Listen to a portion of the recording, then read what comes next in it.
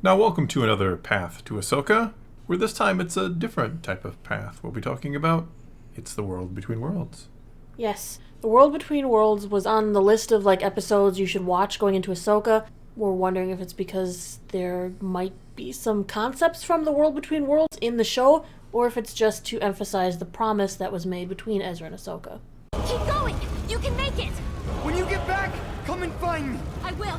I promise. I think it's probably the latter, but potentially the former. But very potentially. I mean, we've seen some stuff, and Filoni really liked the Mortis arc, and he really liked the World Between Worlds, and these things are connected. Well, we know Ahsoka has a connection to Mortis via the daughter, so... Yes. And the world between worlds seems to have a connection to Mortis, and, well, anything's possible. But the World Between Worlds is kind of like a mystical plane within the Force that serves as a collection of doors, like pathways, existing between time and space, linking all moments in time together. I think it's somewhere between the cosmic and the living force. I think it's some kind of gateway between the two where kind of things get messy, if you will. To quote Darth Sidious, "This mystical realm connects all of time and space, creating a conduit between the living and the dead." This doesn't sound like him, sorry. Not Those who in the control this slightest. plane would possess mastery over all of existence, but gaining access has proved an unexpected challenge. I think the key words there are between the living and the dead, because the cosmic force is kind of the big battery that gives power to the living force and is kind of recharged by when things die in the living force. It's kind of a big circle, a symbiotic circle, some might say. What? So Not yeah, that I think again. I think that's something to do with that. In the context in which we saw it, we saw Ezra unlock a path to it on Lothal. Yes. There was a mural of the Mortis family, the daughter, The son, and ones, father, yes. whatever you want to call them, yeah. The daughter, of course, represents the light side of the Force, the son, the dark side of the Force. But he made it through there, he entered the World Between Worlds, and that's where Morai, who is associated with Ahsoka, we believe it's like a spiritual form almost of the daughter because she some kind of died avatar of the daughter, some to kind save of Ahsoka. yeah, some kind of remnant of the daughter. But she's connected to Ahsoka now. And Morai, the convor, flew over and showed Ezra where Ahsoka's portal was. Almost like it was directing Ezra to help her. So he did. He pulled her out of time into the World Between Worlds. He just reached through and grabbed her. Pulled her out from about 2 years prior. Yep. Vader's probably like, what the heck? Yeah, I always And he just left. I've always been very curious what Vader saw. Did he see the hand come through? Did he just see Ahsoka kind of disappear? It's like moments before the temple breaks apart. So is he questioning what he saw? Does he maybe think the floor broke underneath her and he just kind of missed it? Well, he looks surprised later when Obi-Wan pulls the same thing. Well, he does check the robe. He's like, this thing keeps happening to me. Where did the hand go this time? Yeah, who pulled him out this Yeah, time? he just saw her disappear, literally into thin air, and he left. Yeah. Because eventually he returns her to that moment in time, and she walks off into the temple alone. Yes, into the underbelly of it, I think seems. that's the moment that Vader probably assumed Ahsoka was dead. Well, I think it's a safe assumption. It's a pretty safe assumption. She disappeared. She kind of, that, and especially when Obi-Wan would do it later on after almost getting struck down, or essentially getting struck down. So he probably correlates the two and thinks, somehow they do that.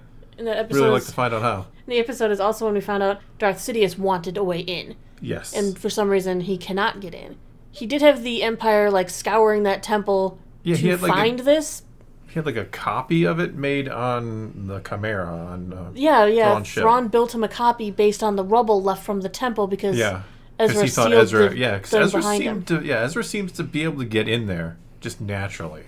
Maybe it because looks like- he's 'cause he got saw- such a deep connection to the living force, does somehow that enable him entry? Yeah, he does see his parents on the replica version, or at least that's what we assume. Maybe that could have been Palpatine manipulating it and making him see. We don't know 100% anything, but he does seem to have a certain control over it. It's because of the Lothwolves. The creatures native to Lothal, apparently they seem to be intrinsically tied to the World Between Worlds because they were on the Did they portal. travel through it or something when they go from the north to the south or vice versa? I don't remember which one it was. Yeah. Well, it could during be one also episode. maybe when Jedi pass away, they pass through there. Maybe that's how Kanan came out as a Lothwolf. I think, like I said, I think there is the world between worlds is some kind of connection between all of time and space, and it's kind of a merging point between the cosmic and the living. So when you die, you're going to pass through there, and somehow, if you're a Jedi, if you become a Force ghost, you obviously know how to manipulate that so you can bring your consciousness back. But it's always been said that your consciousness goes away when you die. You just become part of the Force. So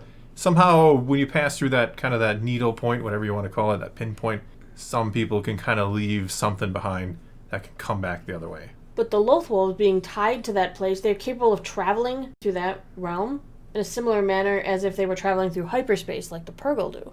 Curious. Like the Purgle have a natural ability to travel through hyperspace. I didn't even. And the Lothwolves have a natural ability to travel through space in a different way. So do you think then that Ezra's connection to the living Force and his ability to kind of commune with these creatures has something to do with his mastery of the world between worlds? I don't want to say mastery, but his certainly more proficient than others at his strong manipulating connection it. to the living Force in those creatures who have these special abilities. Does that give him access to things other people do not have access to? I think there's a link there. Because again, if it is some kind of connection between the two, him having, again, that certain affinity for the living Force could give him some kind of power in that realm, if you will. And then he had to open the Mortis Gods painting, because of course it had the painting of the three, and he had to put his hand on the daughter's hand, and then the Lothwolves on the painting moved, and that opened up the circle, opened up the portal. But to be closed by the Force wielder, you put your hand on the sun, and it prompts the painting of the father to conceal the entryway and the temple. So it does have a nice little open and close button. It does have buttons, yeah.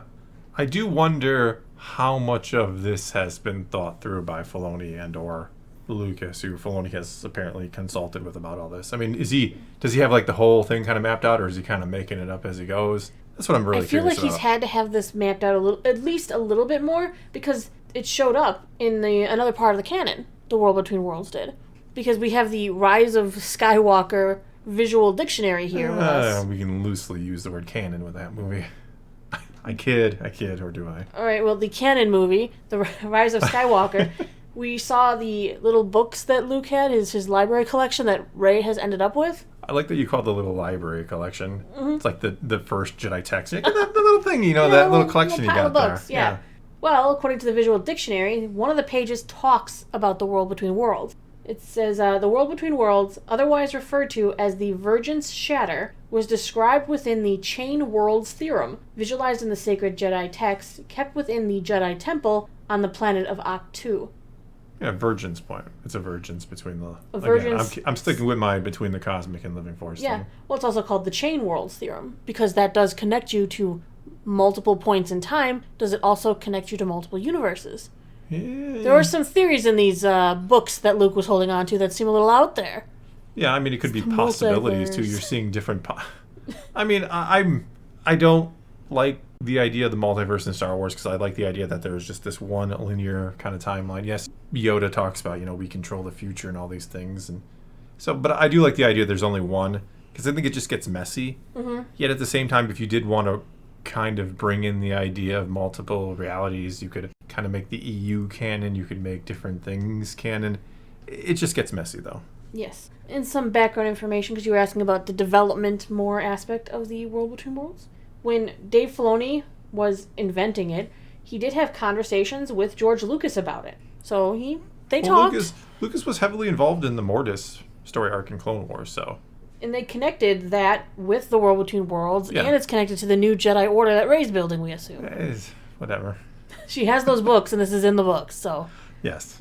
And then during the Rebels Remembered panel at Star Wars Celebration in April 2019, Filoni did confirm that the concept for the World Between Worlds was inspired by Wood Between the Worlds. It was a C.S. Lewis concept. Like a forest with a bunch of ponds kind of deal, right? Yeah. In the book of The Magician's Nephew, there's a location, the Wood Between the Worlds, and it's a forest filled with ponds, and each pond is a portal that gives you instant transportation to another world, possibly even another time. Yeah, don't you need a special ring or something to use? There were two rings, yellow and green, yes. 2 rings. The 2 rings, yes. So it could be that the ring, I don't know how much they actually drew inspiration, but it could be that Ezra is the ring, right? He has some kind of special ability to do all this. So in closing, I'm curious, will they use the World Between Worlds? I think it's an exceptional tool. I think it opens up deeper discussion, and I kind of like the idea of it still being an important feature within Ahsoka's story. Yeah, again, with the daughter having essentially saved, Anakin kind of transfers the life force in the Mortis arc, so we know Morai is out there. We know she she still has a connection to the daughter somehow. So kind of resolving that and figuring that out would be cool. Not and only since that, there's a but- connection to the world between worlds with them, yeah. And not only that, it's a huge piece of Ezra's history. Well, Was yeah. to say that off in the great beyond wherever he is, maybe he's found another entrance. Yeah, maybe... Could he maybe, be safeguarding one from Thrawn? Well, I mean, we're talking about a new beyond. What if he has somehow gone through the world between worlds to another sort of world? You know, that it can only be accessed through that, or the Purgil are similar, as you pointed out before, somehow similar to the Loth Wolves, that they can travel through not only hyperspace, but time and space, or somewhere else, or who It knows? could very well be that going after Thrawn, going after power, is going after Ezra, who Thrawn knows has some sort of special access, because Palpatine wanted him for this. Yeah, he was building the Replicon, the Chimera again, so Yeah, to give Thrawn has some Thrawn kind knows. Thrawn has some kind of inkling about what's going on, or maybe, I mean, the Chimera is the ship that gets abducted, so what if they somehow use that world between worlds to try to get home? If the portal still exists, or they're Sure, I think recreating it it was- again, or... Yeah, because I think it was pretty much in ruins or something, but yeah. But I mean, who knows? They have a lot, they've had years to do whatever they're doing wherever they are, So so... just like with the Xylo Beast, I'd like to see them continue to wrap up these storylines to give them conclusions, or at least give us some more information on what these things are. Well, I think they have to kind of... I mean, I'm not saying they have to, sit us down and give us an exact explanation for... Yeah, they don't need to map it out for us exactly how it all works, but you have introduced something really interesting, and it seems to be linked to the character Ezra, so... And as well as Ahsoka, so... It seems like a pretty good idea to bring it in to some extent. And going forward, this could link into future Star Wars projects. You could. Or past, because those books are from the past. Yeah, maybe they discovered, that's how they discovered how to start using the Force. Maybe somehow they went into the world. I mean, who the hell knows what they're going to... This could very easily do for the connect to our origins. Dawn of the Jedi movie. This could easily connect to the Rey's Jedi Order that's coming. I mean, that is a kind of interesting and exciting prospect, right? A lot of people are not exactly excited for the Rey movie, or maybe even the Dawn of the Jedi movie. I certainly have my doubts as well. But if you do have a kind of a plan and some kind of connections between Ahsoka and some of these other things, and you're trying to build something cohesive for a change, that's exciting, right? If it's done well and it's interesting and good, of course. All right, well, I guess that's going to be all we got for this time. So hopefully we have given you a little taste of what the world between worlds is, or might be. Whatever the case may be, leave your comments below and let's talk some Star Wars. And until next time, thanks for watching.